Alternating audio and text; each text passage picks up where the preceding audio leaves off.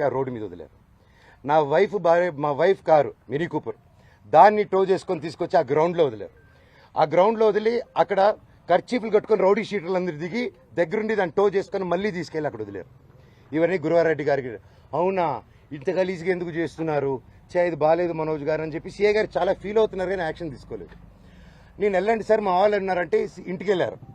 ఇంటికి వెళ్ళి మా సెక్యూరిటీ ఎక్కడని చూశారు.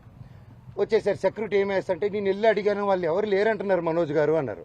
సార్ నా ఇంట్లో అంతమంది దూరిపోయి అంత 5 ఎకరాలు అక్కడ ఉండే 3 acres ఇంట్లో మీరు అక్కడ లేదు అంటే ఎలా సార్, మీరు వెతికారంటే నాకు చేశారా సార్ అంటే అది లేదన్నారు.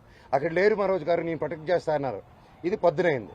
సాయంత్రం 3 గంటలకి ఇదే మనుషుల సెక్యూరిటీ గార్డుని కారులో వేసుకొని వాళ్ళతో బెదిరించి వాక్కుమూలన తీసుకొని సిఐ గారికి వచ్చి పోలీస్ స్టేషన్లో అప్పచెప్పారు.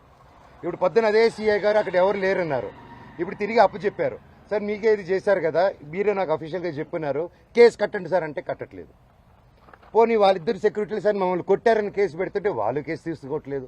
ఆ నోట్ చేసుకుని ఎఫ్ఐఆర్ చేయాలంటే ఇదంతా నేను పై వాళ్ళతో మాట్లాడాలి, నేను నాకు రైట్ లేదు అంటున్నాడు.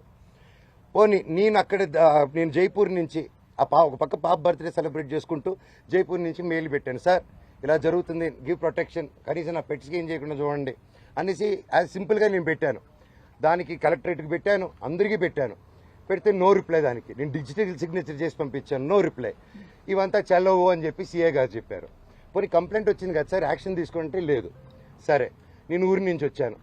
ఊరి నుంచి వచ్చింది ఇమీడియట్గా కంప్లైంట్ డ్రాఫ్ట్ చేసి ఈ గ్యాప్లో ఏమైంది, అదే రోజు 1వ తారీఖు బార్జిన్ అయ్యారా, నేను జైపూర్కి వెళ్ళానా, అదే రోజు నైటు విష్ణు అతను ఫాలోయింగ్ కారు ఉంటుంది, ఎక్కువ కారులో అతను మనుషులు వచ్చి నా నార్సింగ్లో నా ఆఫీస్కి గోడలు దూకి లోపలికి వచ్చి నా కారుని దొంగ కీ పెట్టి స్టార్ట్ చేసుకొని ఆ కారు దొంగతనం చేశారండి.